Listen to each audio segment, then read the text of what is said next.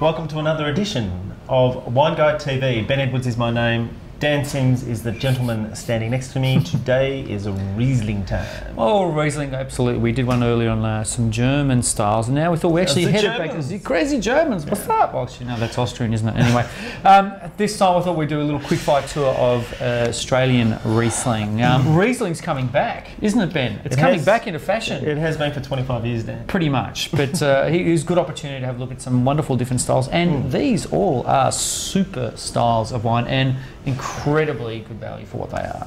And it's interesting to note that wine scribes, show judges and everybody are really into Riesling, yet sommeliers, all of the gatekeepers, retailers, we love our Riesling, but yet the amount of Riesling that's being sold hasn't really changed that much. They are released as young wines. They're really good money spinners for the banks because the wines come in, they go out. But the reality is, there's a great variety and it ages beautifully. It's inherently high in acid, tightly wound in fruit, has all the characteristics it needs to be able to age beautifully. So, on a screw cap, like these all are, yes, you will be able to confidently put them in a cellar that is temperature controlled, perhaps, or at least stable, and be able to age them for a long time. Now, if you can keep your hands off them. Yes. Just a quick little tip with Riesling as well.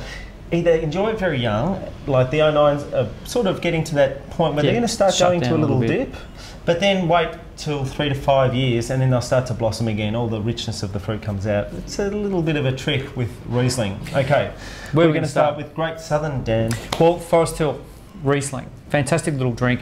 Now, we were just reading this, the oldest cool climate Riesling vineyards in Australia, is that correct? No, Western Australia. Western Australia, sorry. 1965 it was 1965, planted. super. Because Western Australia doesn't have the long history and tradition of viticulture that other states do. This particular wine shows all the classic characters of the Great Southern region. It's all about mineral, lemon and line, not lime, line. So it's all about really quite tightly wound, tightly knit acidity, and that's exactly what this wine has. Super focused, isn't it? Yep. Super focused. Incredibly good drink. 93 points. Yeah. And look, let's be serious. If you like them very dry, then this is the wine for you. It's not generous, but it's really steely and minerally and just pretty mouth-watering stuff. Now, the next one, we've got the Henschke Julius, and this is a really good wine to talk about because Henschke itself just got Winery of the Year in Nick Stock's Sydney Morning Herald The Age Good Wine Guide. Bit of a mouthful, but super winery, doing some incredible things. Riesling, is a great example from Eaton Valley. Yes, beautiful style. It's got the freshly squeezed lemon. Yeah. Again, it's a sort of more minerally style, and that's why we're sort of tasting this in this order. But also, it's got a little bit of that generosity. Now, for me, when I think Henschke, most people too, I would say, think Henschke, think red wines. But they're making just some beautifully fine, elegant and precise Riesling. And I love the floral characters of that as well, in that generosity. Again, with that lovely lemon character. Nice and fresh, super dry, delicious. What are you going to give it, Dan? Oh, gee, you've got to give it 95, don't you? Yeah, well, 95 is the equivalent of a gold medal, and I can't see that being anything but a gold medal wine. Super. We're going to move on to the Clare Valley. Clare Valley's not that far. I mean, it's far enough, and a lot of people, when they think South Australia, they get the two confused. But with the Clare, it's quite different. We're talking about more perfume, more barky talc, more florals, more violets.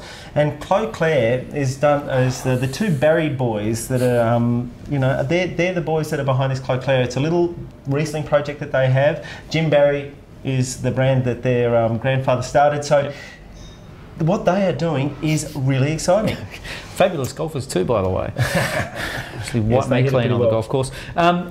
Really lovely wine, super racy, just lovely and tight and tightly wound. You're talking about those, lemons here. You're talking more limes here. That lovely zesty freshness and structure. And this wine won a gold medal at the recent Canberra International Riesling Challenge that I judged at, and I can see why. I think there's something about the 2010s that had that extra level of generosity, and this wine has it. Beautiful stuff. 95 points. 95 points. Giddy up. Bang on. Okay, moving on. Best Great Western. Gee, these guys are doing some fantastic things of late. Really lovely style. Really lovely style. Again, we're heading into Victoria. We're seeing a little bit more generosity in the wine, but again, it's got this backbone of dry, racy acid. Again, Ben was talking about this progression. We're heading in probably into that sort of more medium, sort of weighted style of Riesling, but it's still got some lovely freshness, fruit sweetness rather than, say, sugar sweetness. Now, I have been talking about winemakers, and in here we have to. Adam Wadowitz, who's the winemaker here, who's who's a South Australian boy. He's really picking up the game at best and doing great stuff with Viv Thompson. And this wine, it's got good old vine material, and you can see it in that lovely fruit weight. Beautiful, delicious. Just super wine. How much? 95 points. 95 points. Gee, I tell you what. And in terms of style and in terms of value, I mean, these wines are probably in that what $22 to $25 retail mark. Absolutely super duper wines. Yep. We're moving to Tasmania. It's a good place to finish because I've always found at Tasmania you get more sort of exotic fruit characteristics in the wines. In this particular wine made by Nick Laitzer, Uber Blanc, it's called. How about that? Uber Blanc. I love the label. The label is absolutely super. Uber just should be some sort of crazy Austrian label or something. But again, you've got those exotic, a little hint of residual sugar. But then again, you've got this lovely pure acid backbone to it. I think with Riesling we do get a little bit scared of a bit of sugar. Why? With food, you hardly ever notice it, especially with that acid behind it. Well, it's got lovely fruit intensity. Lovely fruit intensity. And again, this has got more, where we've got lemons and limes, this one's got more of that green apple tartness at the finish, which really freshens it up and gives it a drive. Drinkability. 94 points, but I could probably edge it up a little bit. Yeah. These are benchmark examples, and I think that looking at the style of wines, the evolution of style, that it's a pretty safe bet to go out and buy some good Aussie Riesling. Get into it. Get into it indeed. We'll see you next week. Cheers.